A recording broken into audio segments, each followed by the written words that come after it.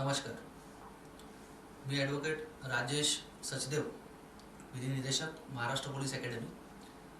Paper क्रमांक 3 भाग अ, भारतीय साक्ष पुरावा अधिनियम, इंडियन एव्हिडन्स ॲक्ट हा आपला विषय आहे.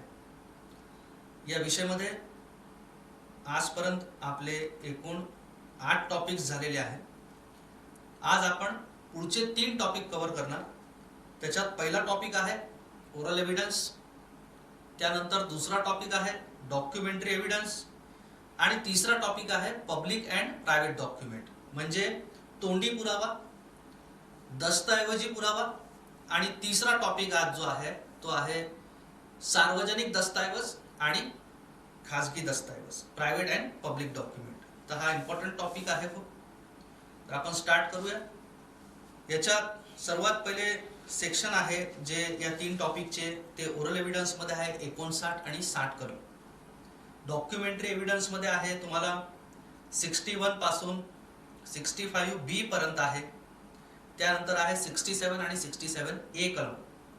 आणि पब्लिक आणि प्रायव्हेट डॉक्युमेंट मध्ये सेक्शन जे कव्हर केलेले आहे ते आहे 73 कलम, 73 अ, 74, 75, 76 आणि 88 ए. स्टार्ट करू आपण ओरल एव्हिडन्स पासून. तोंडी पुरावा 59 आणि 60 कलम. आता हा तोंडी पुरावा स्टार्ट करण्याआधी आपल्याला पहिले थोडं मागे जावं लागेल. ते आहे डेफिनेशन एव्हिडन्सची. पुराव्याची व्याख्या काय. तर पुराव्याच्या व्याख्याप्रमाणे पुराव्याचे 2 प्रकार दिलेले आहेत. एक आहे तोंडी पुरावा, ओरल एव्हिडन्स. दुसरा आहे डॉक्युमेंटरी पुरावा, दस्तऐवजी पुरावा. आता ओरल एव्हिडन्स कशाला म्हणणार? तर ओरल एव्हिडन्स म्हणजे न्यायालयासमोर जेव्हा एखादा साक्षीदार त्याला माहीत असलेले तथ्य याचे तोंडी निवेदन शब्देवर करतो, त्याला त्याचे ओरल एव्हिडन्स, तोंडी पुरावा असे म्हणतात. मग डॉक्युमेंटरी एव्हिडन्स काय आहे? तर या एव्हिडन्सच्या व्याख्यामध्ये आणखीन त्याच्यातच पार्ट आहे, न्यायालयाच्या निरीक्षणासाठी हजर केलेले सर्व दस्तऐवज, याला काय म्हणणार? डॉक्युमेंटरी एव्हिडन्स, दस्तऐवजी पुरावा. आता न्यायालयाच्या निरीक्षणासाठी हजर केलेले दस्तऐवज मध्ये खूप काही दस्तऐवज आहे. मग दस्तऐवजाची व्याख्या काय आहे? तर दस्तऐवजाची व्याख्या सुद्धा इंडियन एव्हिडन्स ऍक्ट मध्ये दिलेली आहे, कलम 3 मध्ये. सिमिलर डेफिनेशन IPC 29 कलमामध्ये पण दिलेली आहे. आता हा दस्तऐवज काय असणार? तर दस्तऐवज हा प्लेन पेपर हा दस्तऐवज नाही. तर दस्तऐवज केव्हा होणार? जेव्हा त्याच्यावर काही लिहिलं गेलं असेल तेव्हा. फक्त लिहिलं असेल एवढंच नाही. तर दस्तऐवज, पहिले दस्तऐवज म्हणजे फक्त पेपर नाही आहे हे समजून घ्या. पेपर नाही तर एखादा मेटल असेल, दगड असेल, भिंत असेल, ताम्रपत्र असेल, हे सर्व काय आहे? त्याचे लिहिण्यासाठी हे सर्व वस्तू आहे, साधन आहे.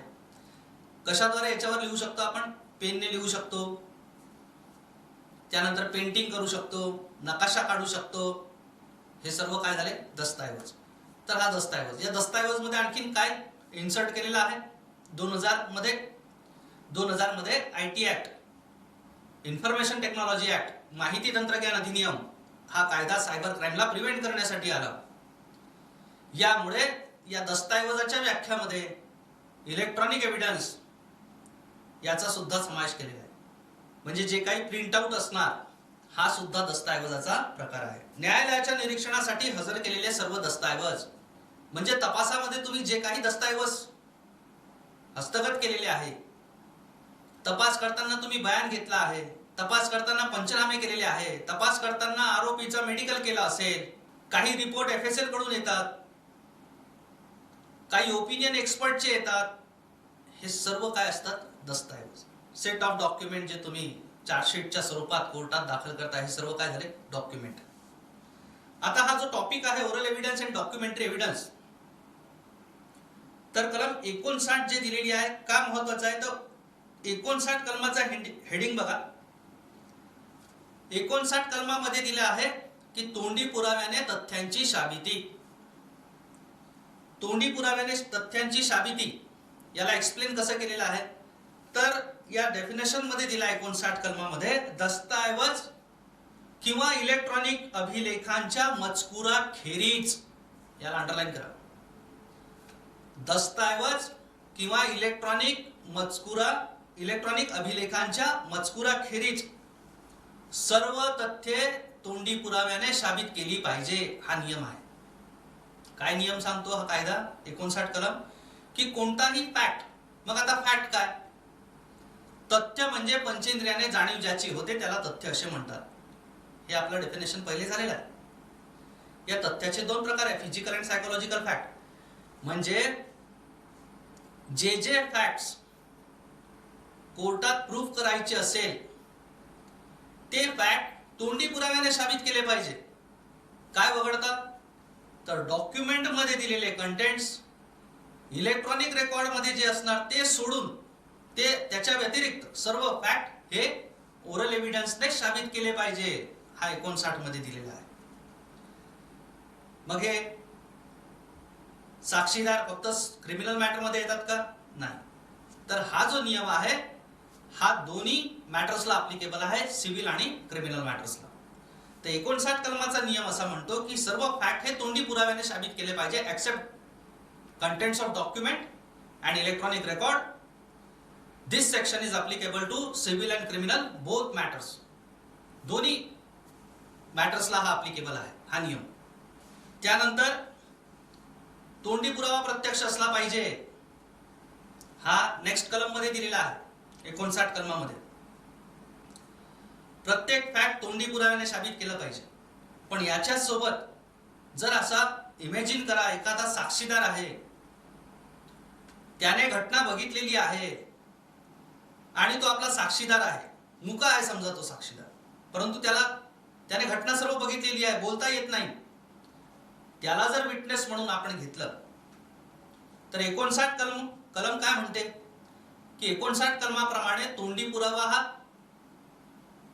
सर्व फॅक्ट तोंडी पुराव्याने साबित केले पाहिजे. परंतु आपला जो हा साक्षीदार आहे आता बोलण्याचा असमर्थ आहे, मग तर याच्यासाठी रीडविथ करा, 59 कलमाच्या बाजूला लिहा 119 कलम. इंडियन एव्हिडन्स ऍक्टच्या 119 कलमामध्ये दिलेला आहे डम विटनेस बद्दल.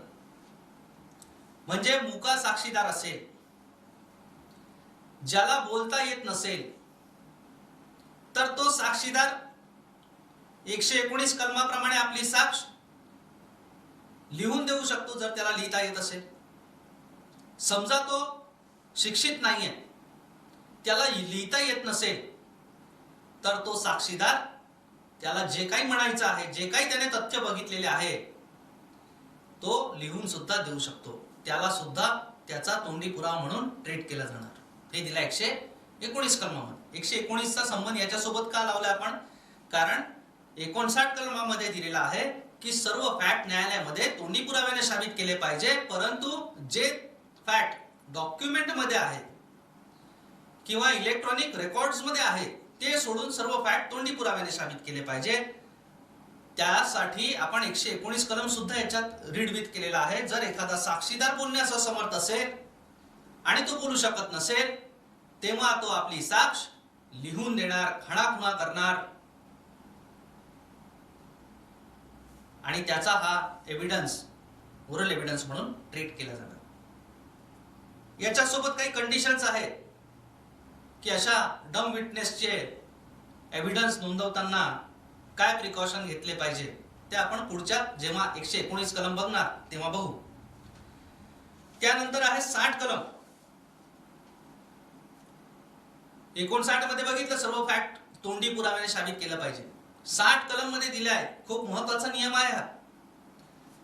59 नंतर 60 मध्ये दिला आहे की हा तोंडी पुरावा नेहमी प्रत्यक्ष असला पाहिजे. प्रत्यक्ष it means direct. Oral evidence should be direct. हा डायरेक्ट म्हणजे काय ते एक्सप्लेन केलं आहे 60 कलमामध्ये. डायरेक्टचा अर्थ काय आहे? डायरेक्ट प्रत्यक्ष या शब्दाला अंडरलाईन करा त्या डेफिनेशन मध्ये.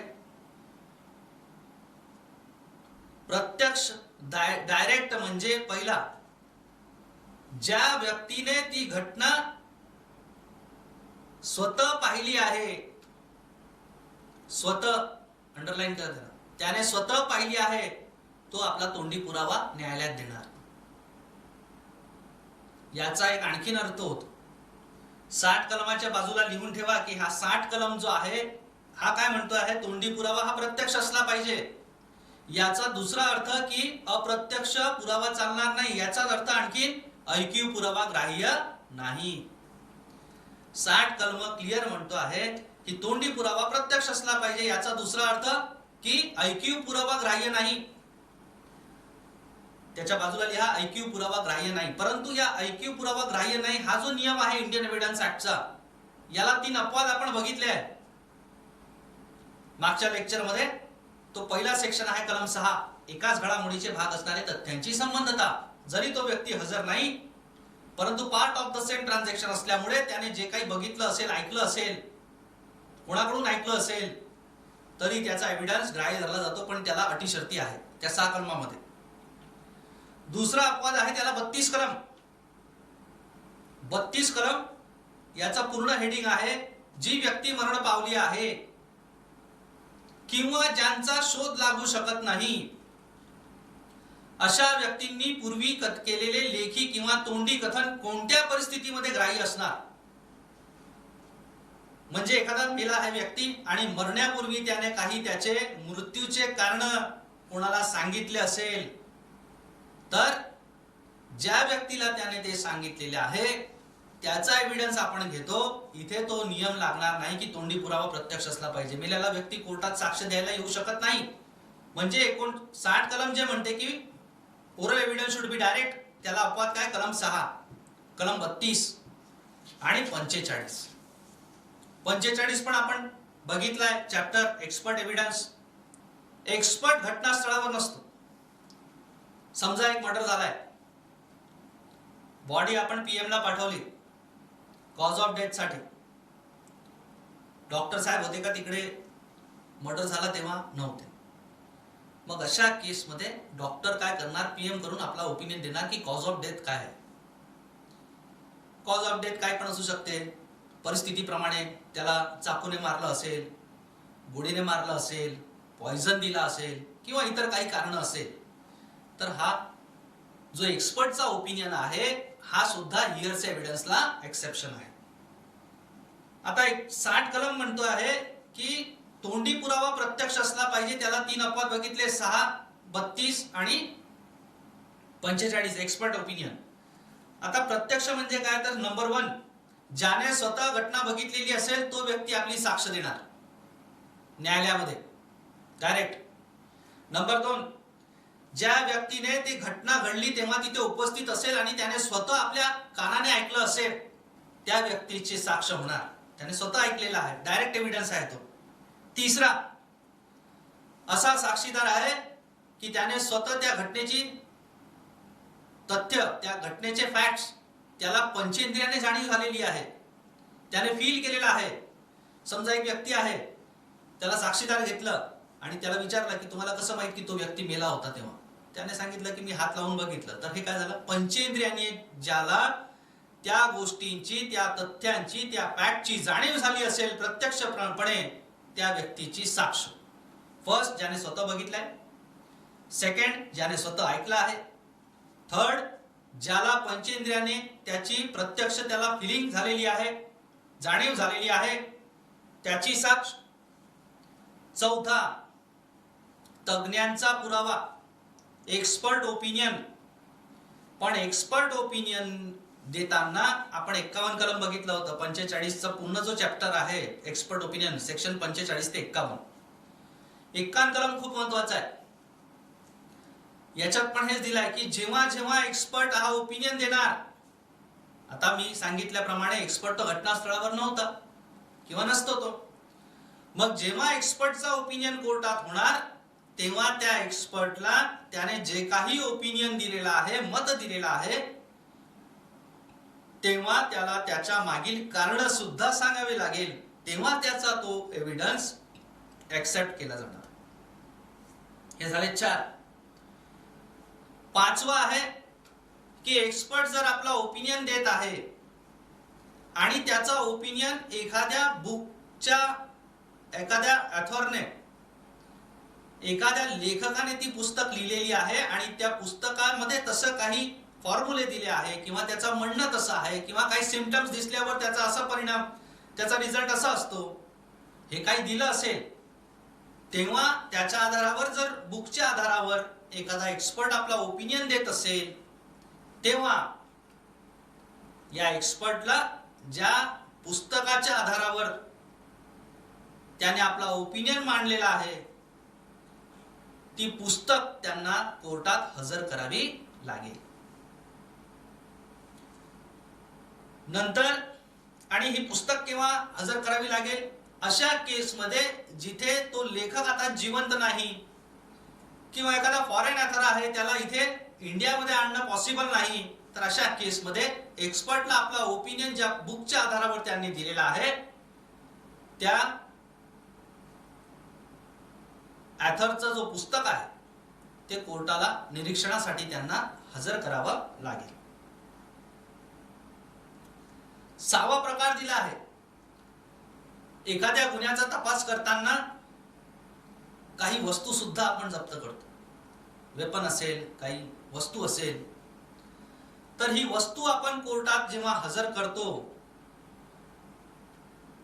तोंडी पुराव्यात जर दस्तऐवजाखेरीज मूर्त वस्तू असेल, मूर्त वस्तू म्हणजे ज्याच्यात जीव नाही, वेपन असेल, काही कपडे असेल,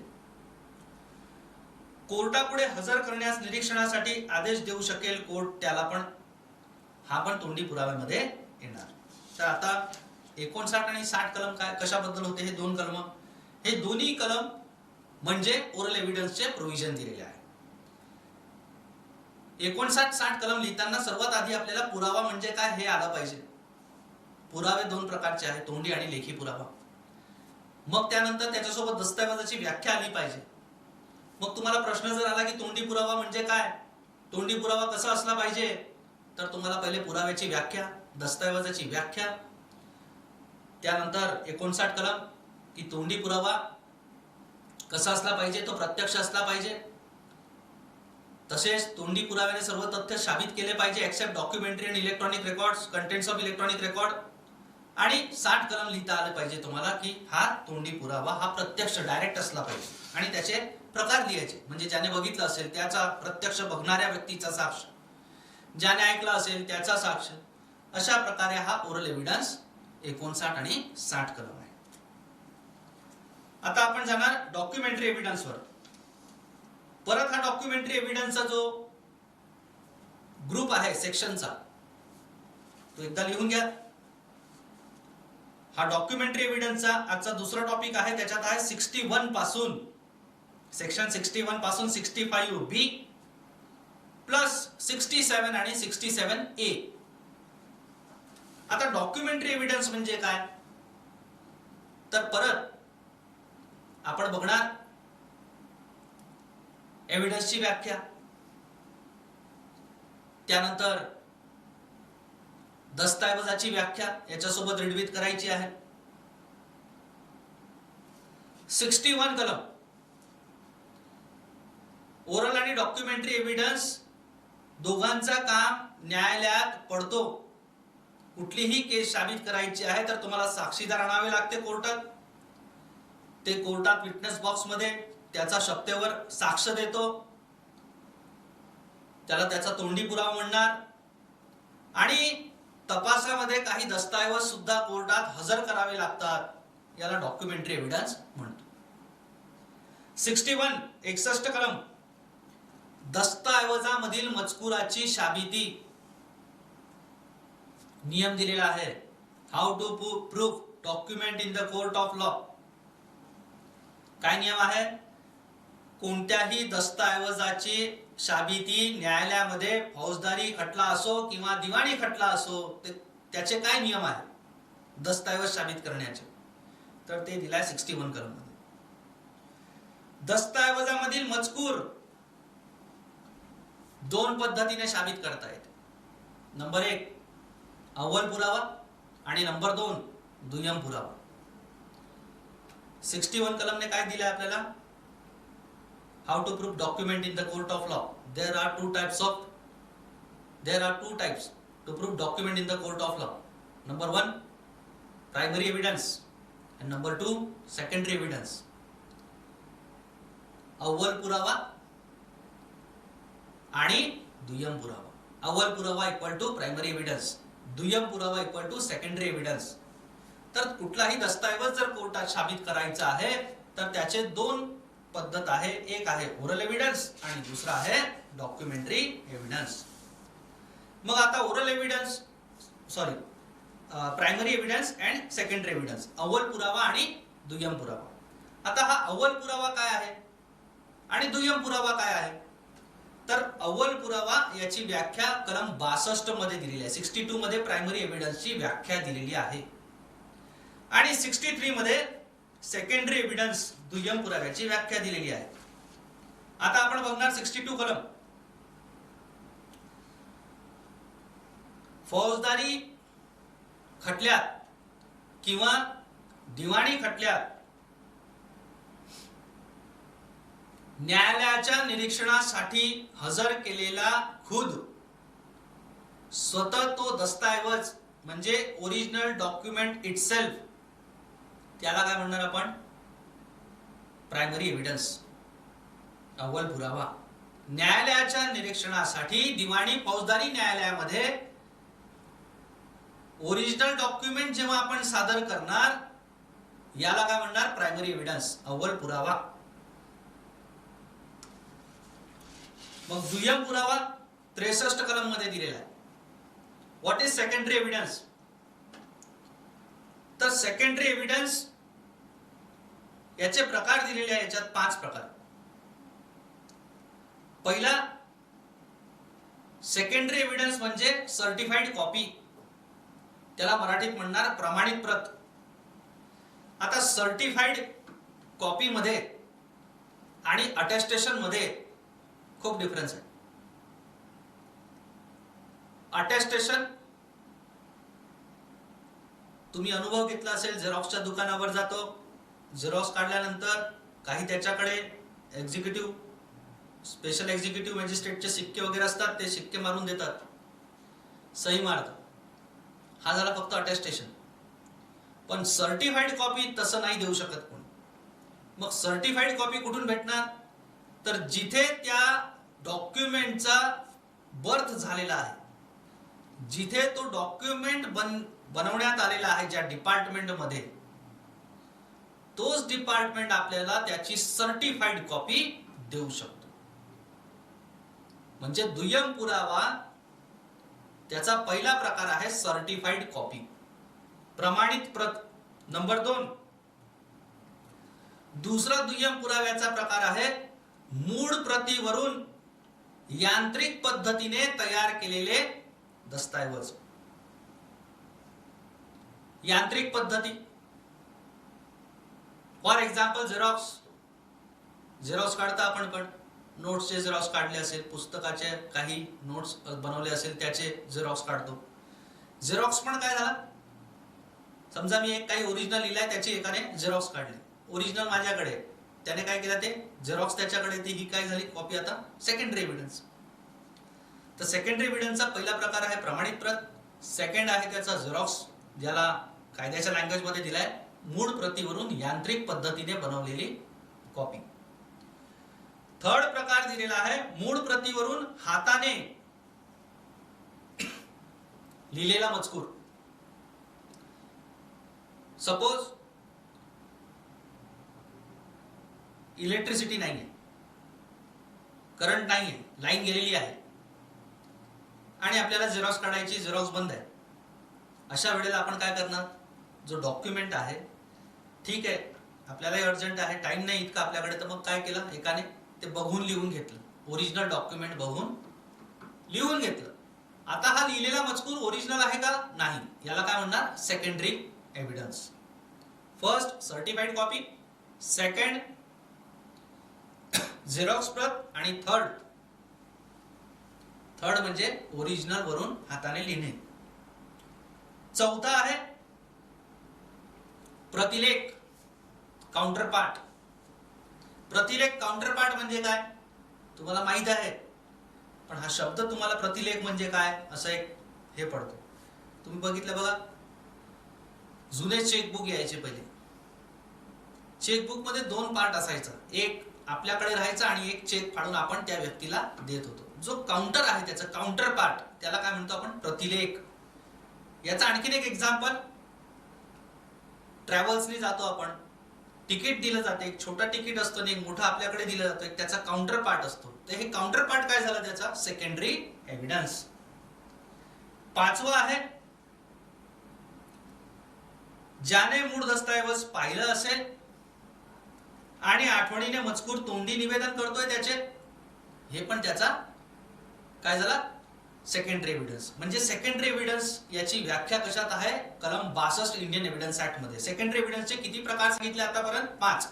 नंबर 1 सर्टिफाईड कॉपी, प्रमाणित प्रत. नंबर 2 झेरॉक्स कॉपी, यांत्रिक पद्धतीने बनवलेली प्रत. नंबर 3 मूळ प्रतीवरून हाताने लिहिलेला मजकूर. आणि नंबर 4 काउंटर पार्ट, प्रतिलेख. आणि नंबर 5 लिहिण्याचा पण त्याच्याकडे साधन नसेल आणि तो त्याने जे काही वाचलेला आहे त्याचे कंटेंट्स तो जर सांगत आहे ओरली कोर्टात, हे पण त्याचा एव्हिडन्स जो प्रकार आहे तो काय येणार? Secondary evidence. तर आता आपण 2 प्रकार बघितले डॉक्युमेंटचे. एक आहे प्रायमरी एव्हिडन्स, अव्वल पुरावा, आणि दुसरा सेकंडरी एव्हिडन्स, दुय्यम पुरावा. दुय्यम पुराव्याचे 5 प्रकार बघितले. आता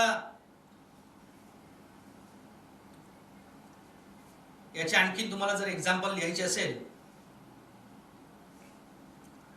तर त्याच्यावर केस लॉ पण आहे. दस्तऐवज याच्यावर कार्बन कॉपी न केलेली, कार्बन कॉपीने केलेली सही दुय्यम पुरावा असतो. न केलेली सही किंवा दुय्यम पुराव्याचा आणखीन एक्झाम्पल म्हणजे काय असणार? ब्ल्यूप्रिंट, सार्वजनिक बांधकाम खात्याने तयार केलेले ब्ल्यूप्रिंट हा दुय्यम पुरावा असतो. खरेदी खत दुय्यम पुरावा असतो. वर्तमानपत्रात प्रसिद्ध झालेली बातमी दुय्यम पुरावा. याचे काही एक्झाम्पल्स आहेत.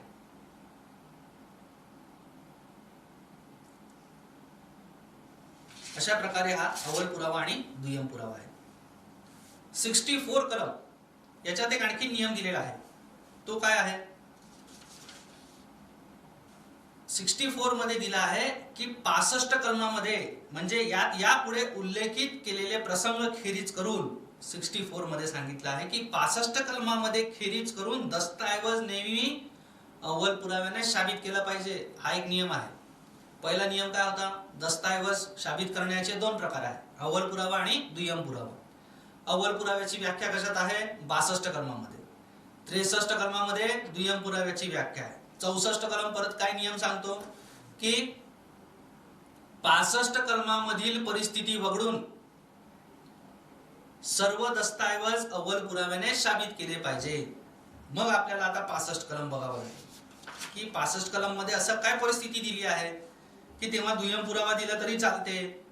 नियम तर म्हणतो की अव्वल पुराव्याने साबित केलं पाहिजे, पण 65 कलम असं काय परिस्थिती आहे की ज्यात या कायद्याप्रमाणे एव्हिडन्स ऍक्टच्या 65 कलमाप्रमाणे आपल्याला सेकंडरी एव्हिडन्स देण्याची सुद्धा परमिशन दिलेली आहे. मग ती कोणती कोणती परिस्थिती आहे? नंबर 1 हे खूप महत्वाचं आहे. 65 कलम, जेव्हा दस्तऐवज हा अपोजिट पार्टीच्या कस्टडीमध्ये असेल, विरुद्ध पक्षाच्या कस्टडीमध्ये आहे आणि ती व्यक्ती दूरवर राहत आहे.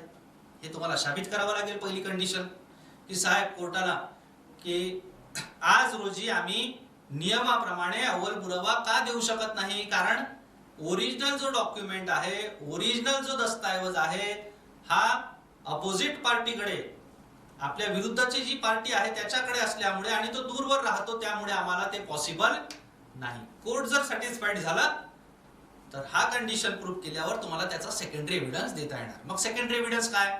आपण आता मागे बघितलं, सर्टिफाईड कॉपी असेल, झेरॉक्स असेल, किंवा जेव्हा या 65 कलमाच्या अटी शर्ती जर तुम्ही सॅटिस्फाईड केले तर.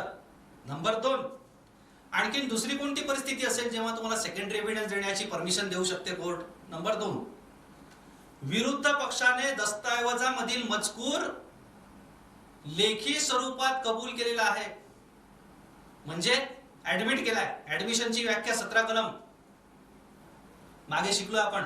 What do you mean by admission?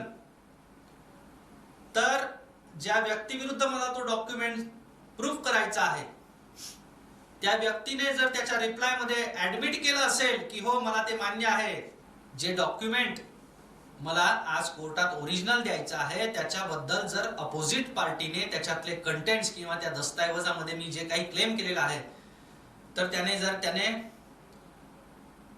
लेखी स्वरूपात ऍडमिशन दिली असेल तर मला त्याची ओरिजिनल सबमिट नाही केलं तरी कोर्ट मला त्याचा सेकंडरी एव्हिडन्स देण्याची परमिशन देणार. कंडिशन काय आहे की अपोजिट पार्टीने त्याला रिटर्न मध्ये ऍडमिट केलं पाहिजे. नंबर 3, ओरिजिनल डॉक्युमेंट गाढ झालाय, नष्ट झालाय. होते खूपदा ओरिजिनल गाढ झाला, चोरी गेला. ट्रॅव्हलिंग करताना सुद्धा एखाद्याची बॅग जाऊ शकते, त्याच्यात त्याचे ओरिजिनल सर्व सर्टिफिकेट होते.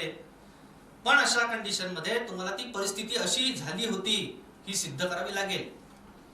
त्याचा रिपोर्ट काहीतरी असला पाहिजे तुमच्याकडे पुरावा, अन्यथा तुमचं सेकंडरी एव्हिडन्स कोर्ट ऍडमिट करणार नाही. सेकंडरी एव्हिडन्स केव्हा ऍडमिट करणार तर ती अटी शर्ती जी आहे ती कंडिशन्स 65 मधील जे आहे ते सर्व तुम्हाला कोर्टात पहिले प्रूव्ह करावं लागेल की ओरिजिनल डॉक्युमेंट काय झालाय, गहाळ झाला आहे, नष्ट झालेला आहे.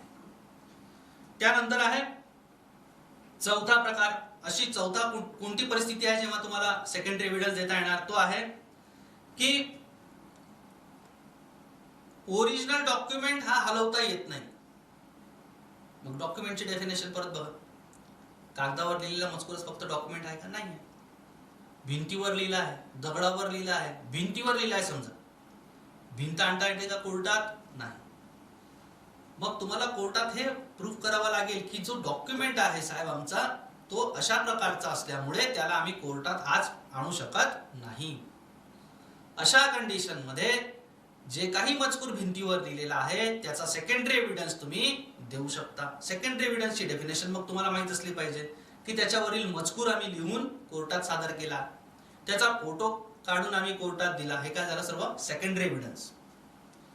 त्यानंतर पाचवा दिलेला आहे, पाचवी परिस्थिती की मूळ दस्तऐवज हा भारतीय साक्ष पुरावा अधिनियम कलम 74 प्रमाणे सार्वजनिक दस्तऐवज जर असेल, हे तुम्हाला प्रूव्ह करावं लागेल की जे डॉक्युमेंट बद्दल मी आज कोर्टात सेकंडरी एव्हिडन्स देत आहे तो कसा आहे, तो डॉक्युमेंट पब्लिक डॉक्युमेंट असल्या आहे हे जर आपण प्रूव्ह केलं तर कोर्ट आपल्याला त्याचा सेकंडरी एव्हिडन्स देण्याचा परमिशन देणार. आता 74 या कलमामध्ये पब्लिक डॉक्युमेंट सार्वजनिक दस्तऐवज काय हे आपण पुढे बघणार, ते क्लिअर आणखीन करू. 6वा प्रकार आहे मूळ दस्तऐवजाची प्रमाणित प्रत देता येत असेल, सर्टिफाईड कॉपी जर उपलब्ध असेल तर आपल्याला कोर्ट सेकंडरी एव्हिडन्स देण्याची परवानगी देणार. 7वा, कधी कधी ओरिजिनल डॉक्युमेंट असे असतात की त्याच्यात आणखीन खूप काही इतर डॉक्युमेंट पण असतात, खूप काही हिशोब पण असू शकते. अशा परिस्थितीमध्ये कोर्टाला जर आपण पटवून दिलं की साहेब हा जो दस्तऐवज द्यायचा आहे त्यासोबत आणखीन इतर माहिती पण आहे त्याच्यात किंवा त्याच्यात खूप सारे हिशोब आहेत जे आता पॉसिबल नाही कोर्टात आणायचं, तर अशा केसमध्ये कोर्ट आपल्याला सेकंडरी एव्हिडन्स देण्याची परमिशन देणार. तर याच्यावर प्रश्न काय येणार, एक लॉंग क्वेश्चन पण येऊ शकतो आणि शॉर्ट क्वेश्चन. आता डॉक्युमेंटवर काय प्रश्न येणार, ओरल एव्हिडन्स आपल्या तोंडी पुराव्याबद्दल सांगितलं की तोंडी पुरावा म्हणजे काय, तोंडी पुरावा कसा असला पाहिजे स्पष्ट करा. याच्यावर डॉक्युमेंटवर what do mean by document, दस्तऐवज म्हणजे काय, दस्तऐवज कशा प्रकारे साबित करता येते, अव्वल पुरावा दुय्यम पुरावा म्हणजे काय आणि दुय्यम पुरावा कोणत्या परिस्थितीमध्ये देता येते, अशा प्रकारचे प्रश्न येणार. प्रश्न फक्त ऐकून घ्या, तुम्हाला हे प्रश्न नंतर भेटणार, फक्त ऐकून घ्या. अशा प्रकारचे प्रश्न तुम्हाला येऊ शकतात. तर डॉक्युमेंटवर आला तर तुम्हाला हे लिहायचं आहे 61 पासून 65 पर्यंत. लॉंग क्वेश्चन कसा येणार, what do mean by document, दस्तऐवज म्हणजे काय, दस्तऐवज किती पद्धतीने साबित करता येते, अव्वल पुरावा दुय्यम पुरावा म्हणजे काय, दुय्यम पुरावा कोणत्या परिस्थितीत न्यायालयात देता येतो, 61 पासून 65. ओके, हा झाला आपला आज ओरल एव्हिडन्स आणि डॉक्युमेंटरी एव्हिडन्स. आता याच्या पुढे जो आहे आपला याच्यातला कलम आहे 65A 65B, तो आहे इलेक्ट्रॉनिक दस्तऐवज बद्दल आहे. ते आता आपण पुढच्या या सेशन मध्ये परत कंटिन्यू मध्ये बघू.